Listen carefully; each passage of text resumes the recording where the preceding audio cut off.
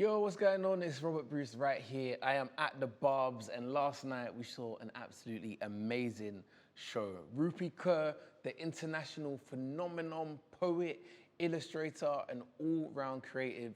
She was in the building and she shut it down. It was my first ever time seeing her, and learning about Rupi and seeing her work was absolutely amazing. She was a self-published poet, aged 21 years old as a student, published her own poetry book called Milk and Honey. It went on to sell millions of copies around the world. So much to explore and so much to talk about.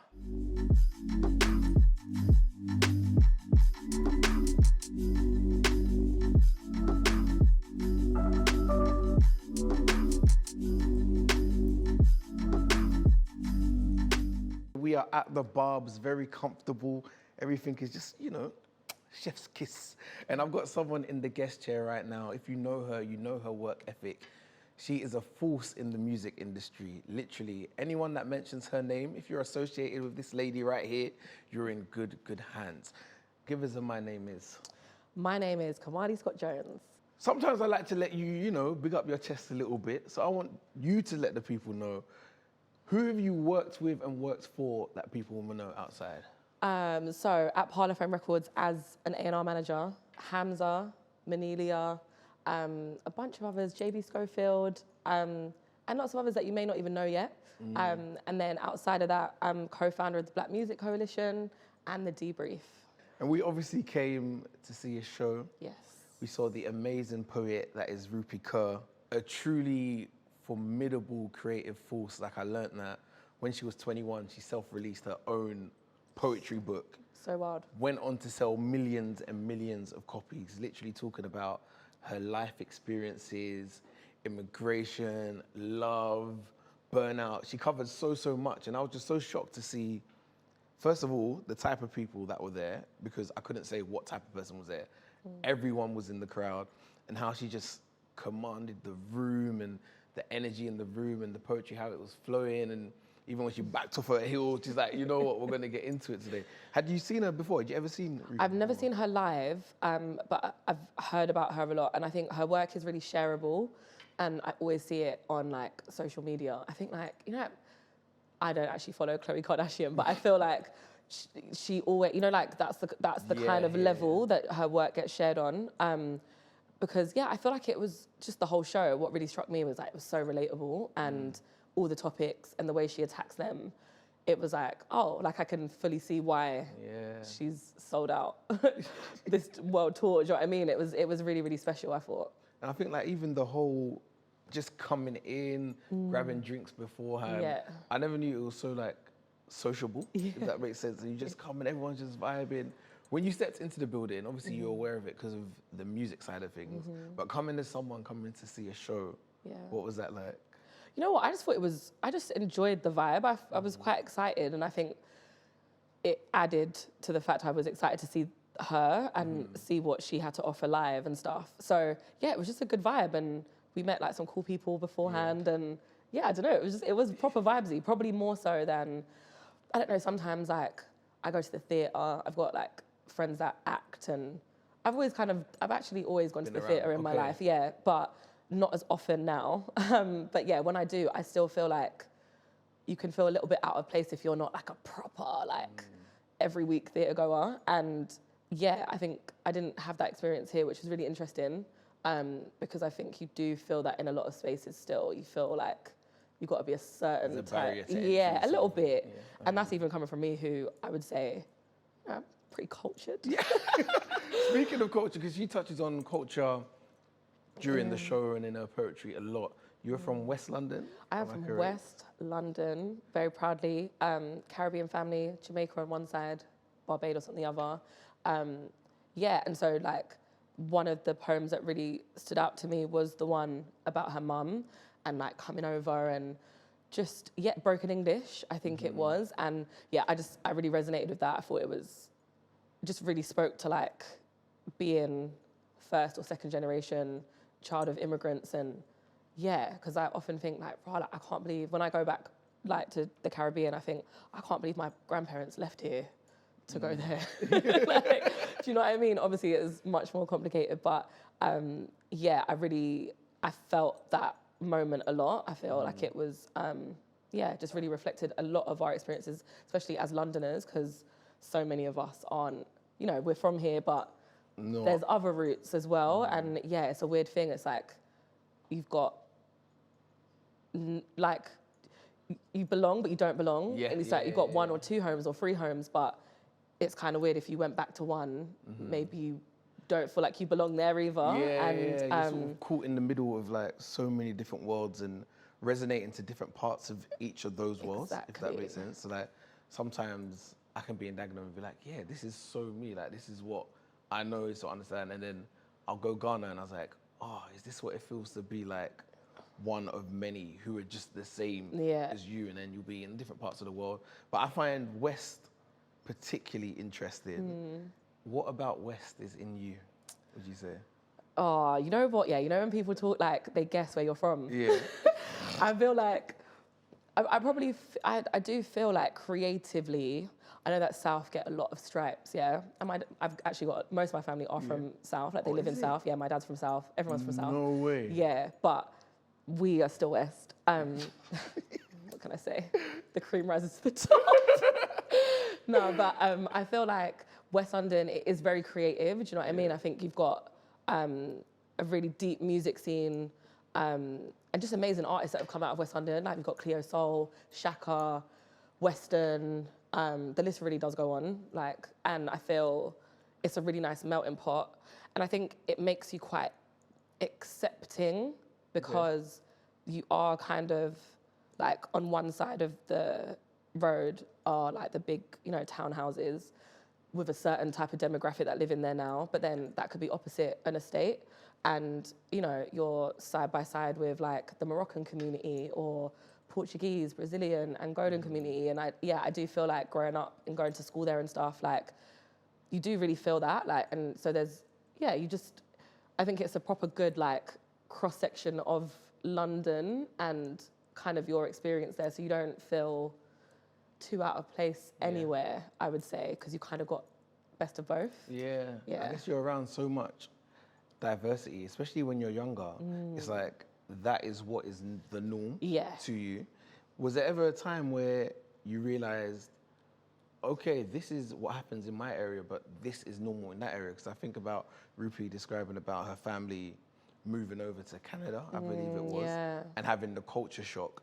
Do you ever remember like any culture shock moments for you and like, oh, these people are weird, but like, what are they weird? Do you know what, I'm gonna get Peckham slander from all my Peckham and South friends, but I remember the first time I went to Peckham. Yeah. Like as a teenager though, because I'm sure I went like to see family or whatever. I've got family in Peckham, Dulwich, but like actually, on TFL and that. And I got out at Peckham Rye and there was like, it was just dirty. It was actually, at the time, this was years ago now, Peckham is super gentrified and actually a fun place to be. Actually, I go when I need to. But I feel like it was just definitely, like if you don't go to an area often and it has like stereotypes, like, I don't know, like Harsden, like Church Road, it's like, it was like full of yardies and like you're gonna get shot every time you walk there. Like, I think it was the first time that I was like, oh, right, like maybe the rumors are true, it's mad down here. I know this for a fact. You haven't even got to tell me, but I know August, bank holiday, the streets are calling your name. Oh, since I was in the womb. Since you was in the, your mum? Yeah, genuinely. I've only missed one carnival in my life. No, just one. The pandemic one? Or no, you actually missed one? In fact, there was, one, aside from the pandemic, so we missed two. I went, when I was 7, to Barbados for like 6-7 weeks with my dad. Yeah. And just for summer holidays. And so I missed that one, but I went to Cropover in Barbados. So, like it kind of evens out.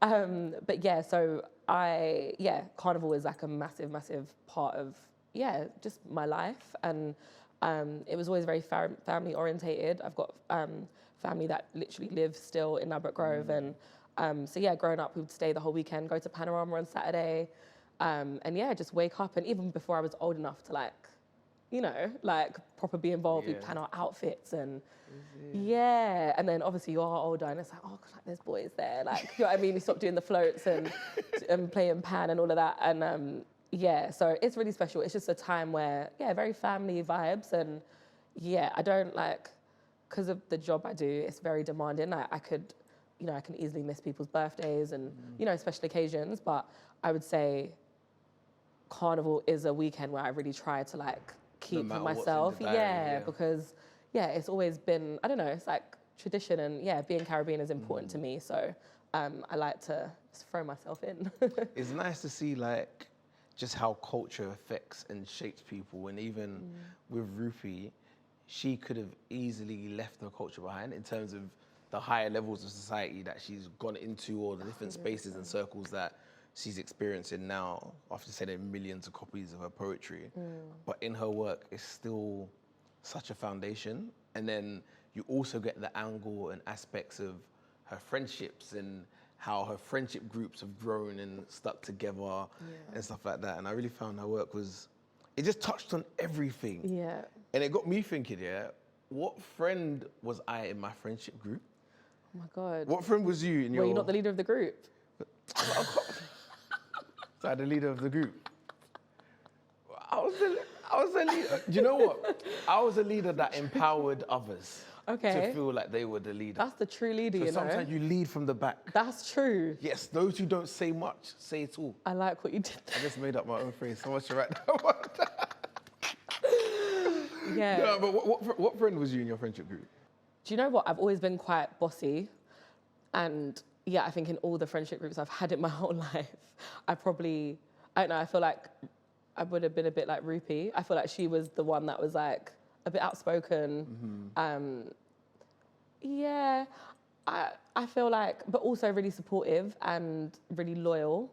And I really got that from that poem of Rupi's, and just like all the pictures, and it was special. And to kind of see the old ones and that they stuck together. I'm friends with most people that From young? Yeah, I've got friends like from my first day at like reception. No way. That I'm still friends with. We're still friends. Not like everyday friends. But you know, we can see each other tomorrow and it's like no time has passed. Or one of my oldest friends, we've literally known each other my whole life, and our dads are best friends. Wow. So like, I've always, friendship is really important, and I agree, like that was a standout moment for me. Cause what would your friends like say? How would your friends describe you in your friendship group? So you said bossy already. Definitely bossy. Yeah. Even when I was young, like I definitely was bossy, and like I would like do like school talent shows and stuff, and like I'd be like the lead choreographer, and like maybe I was the leader of the group, but not in maybe the best way. No, I don't know. I think they would say definitely that I take charge, that I'm very passionate, and like stand up for my friends and things that I believe in, and even if you're not my friend, like I still feel like I would, I'm probably that person. I'm like, ride or die. I'd ride out, bang out. People can count on you. And honestly, I left the show, Rupi show, just thinking bare different things. I remember her talking about friendship and how life has got busy and stuff like that. And then she was speaking in another one of her poems about, I think it was like productivity anxiety. Like, am I doing enough right now? Should I be doing more? If I'm not sleeping, every waking minute and second of the day needs to be going towards reaching my goals. And then sometimes I find it hard, when people who have reached a big goal speak about, is it really all worth it sort of thing? In your work as well, as you were saying, like you try and give yourself Carnival weekend, which is yours, probably your birthday as well. Do you not do your birthday? You know what? I can get away my birthday because it's a bank holiday. Oh, okay. I'm the 1st of Jan, so. So bank holidays. It's never been a problem. But how do you feel about like productivity in society now, and how we got to get it all, we got to get it right now? Yeah, I do think that there's immense pressure to always be like on job. Now you've got iPhones, like there's no excuse almost to turn off.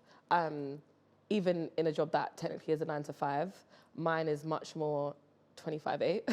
So like it comes part and parcel, and I try not to like complain about that. But you do feel like, it's hard in like social media and seeing, what everyone else is doing, and just like that level of comparison in terms of your own productivity as well, which I do think is is a big pressure on all of us. And I do feel like that part of the show, I really did. I was like, drag me, it's me. You know what I mean?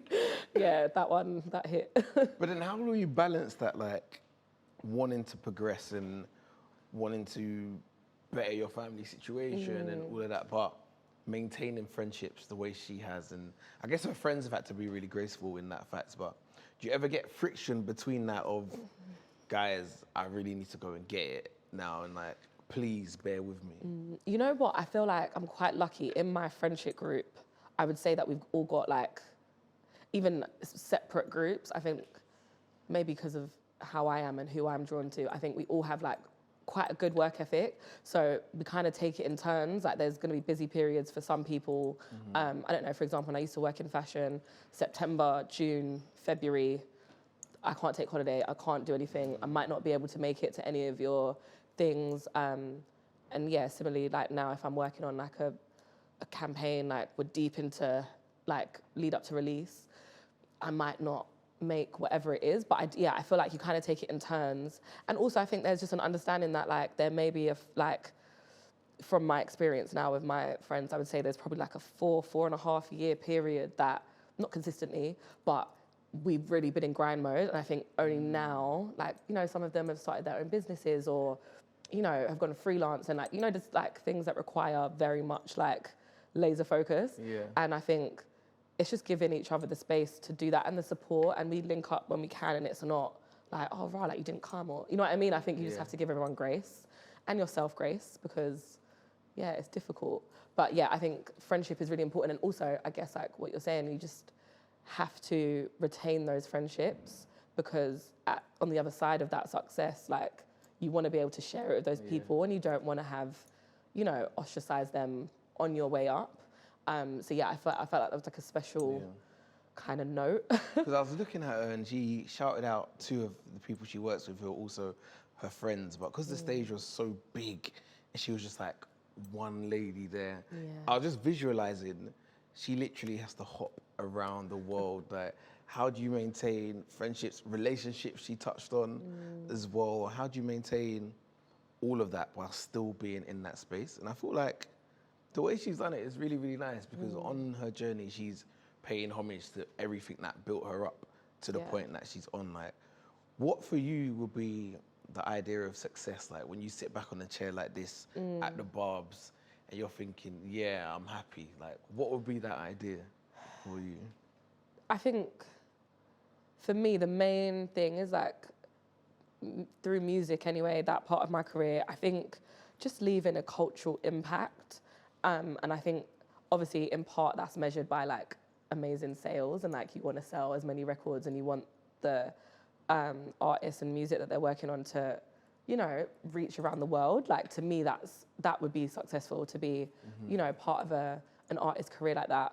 But yeah, for me, it's cultural impact. I feel like when I think like when you grow up and you think of all the songs that shaped you and your identity, and like whether it's from, you know, songs your parents played while you were in the house, or I don't know, songs from scenes that were built in when you were a teenager and then like in your formative years. And I feel like if I can also be part of like bringing those artists to the fore, yeah, in terms of like my musical career, I would love to be able to say, yeah, you know what, like I helped with that and I helped that reach people and, you know, soundtrack their lives as well and their experiences. So I'd probably say that. Do you put pressure on yourself at all? Yes. You put pressure on yourself? Massive. How, what does that look like for you? It's just like an internal like voice that's just like, I don't think was it last week? I've worked basically for like 2 weeks straight, like no days off. And like this job, you've got to be out late nights as well. And so yeah, it was just super intense. And like, it was, I think the 13th morning and I had to do, I shot something, I was doing what was it? Like a youth project thing on Saturday morning. And like, I woke up and I could have cried. Like, you know, when you're so tired, like my eyes were burning. I was actually close to tears, and I was just like, you just have to do it. Like, you just have to get up. You've committed to this. Like, you have to do it. And when you're there, you're gonna love it. And it's like having to like coach myself a little bit. And then also when I go to bed, like, I think I'm so like ambitious and like really working towards my goals that like, sometimes I can feel it in my throat. Like, I know it sounds so mad, but like I can actually, if I think about all the things I need to do by this time and it's like a physical feeling. which also isn't good. I don't think it's always a good thing. I'm still trying to work out what that balance is. And yeah, again, like some of the themes that Rupi touched on, it was like, obviously as her as a woman standing on a stage. And I think, you know, on that level, it probably is quite male dominated, you know, the literary world. And she kind of mentioned how many people doubted her. And yeah, so it's all of those things that also add to the pressure that it's like, can I, even if I am working this hard, am I still going to be able to achieve what I want to achieve? Or, you know, will the glass ceiling like slap me in the head before that point? Do you know what I mean? So, yeah, I feel like, yeah, there's a lot of, I put a lot of pressure on myself. Yeah, persevering through that, like the doubt, I think it's a big thing that people have to persevere through. Like I remember Rupi saying her lecturers at uni was like, don't self-release your book. Like, why are you gonna do that? And on the other side of people showing resistance and doubting her, she sold millions and millions of copies, and now we're all indulging in her work. And I properly love her angle on relationships. I feel like this was when The Room was one of the loudest. Yeah. When she was just slating men, as it always is. What was that line that she said? It was. I remember we tapped each other. Don't make a hotel out of me. No, I'm a home, not a hotel. Don't make a vacation out of me. I was like, jeez. We had to give it the clicks. I was clicking like she told me to, because yeah, that was just a crazy line. I think that's like her power, and I think that just struck me as an A&R. Working in music, yeah, and just like lyrically. And I think when I've like, you know, noticed artists, whether it's at a live show or online on a video or whatever, like it's those moments that ultimately with poetry, lyrics, it's about getting to the heart of things and speaking to like an experience that all people have. And that line in particular is just like, yeah, like I'm not a weekend girl. Like, do you know what I mean? You actually need to be here through the ups and downs. Like, I'm not just a good time. Like, you actually have to be here, commit. And that's something that definitely in like this like Tinder, Hinge, Bumble world, like that's a massive thing that, you know, modern women and men are facing. And yeah, I feel like that's really special, and I think why she's, you know, been as successful as she has, because it is that ability to just like put things into words that the average person may not be able to articulate in that same way. And yeah, I thought that was amazing. I love the crossover culture as well, because it feels like she can easily be a musician. Like, as an A&R, you probably want to get her in a session, right? It was some artists. I would not mind it at all. Yeah. Even to be in the room just to like, for the one-liners and to just talk, because that's kind of how songs are even, you know, like a lot of it, you're in the studio, you're just talking, like how we're talking now, and there's a topic that comes up or something's happened to someone that day, and then the song starts flowing from there, and then, you know, as writers, you finesse it and, do you know what I mean, like make it rhyme and all that stuff, but yeah, 100% she would kill a session easily. And I actually love the moments where there was music that accompanied the poems, just to mix it up, but her voice and like her cadence and how she just is, I think with no music is equally powerful. So yeah, it was sick, man. No, it was wicked. It was really good. Like, even like reflecting on all of it, how do you feel like her performance made you feel overall? Like when the show's done, the lights come out, or you're in the cab home and you're thinking about your time at the Barbs, like how did Rupi Kaur's performance make you feel? I felt that the last poem that she did was, I can't remember the name of it, but it was about women, and it was it was very like figurative and quite grand, like lyrically, and it was like, you know, they tried to drown me and like basically just trying to like kill her spirit, and like the illustration on the screen was like a woman, but as she continued, it kind of grew outwards and just got bigger and bigger and bigger, and I just felt like I felt very, I felt full at the end of it, and I just felt that, I felt seen, I think. I felt like that's an experience that in my day-to-day for sure, it's like, would you say that if I was a guy? Or would that be a problem coming out of my mouth? Or like compared to his or whatever. And yeah, just really affirming. I think the whole show was super affirming. It was relatable. I felt like it's just amazing to see a woman command a stage. There was nothing else. You know what I mean? And I think probably, historically, women in that space weren't allowed to even be that stereotypically feminine. She's got her heels on. She's wearing like this long flowing pink like coat with a cord, and I don't know, it just felt very progressive in that way. And I think, if I was probably 12 and I watched that, or like much younger, I feel like I would feel I could do that. Lovely. If I wanted to. And that was like my main takeaway from it, was like, cool, poetry isn't this like, distant thing that you can't be involved in. So that's what I would say. I love the crossover. I love the creativity. Yeah. And after speaking about it and remembering it all again, how would you sum up your time at the Barbs? Maybe in like 3 words. I would say affirming, for sure, positive and hilarious. Like, I really laughed. Like, I found her proper funny. Like, it just felt, it felt really intimate. And just like, I was with my friend almost. There was just something that I really recognized in her, in like my own circles and relationships. So that's what I'd say. Thank you so much for coming. Thank you for having me. It was so fun.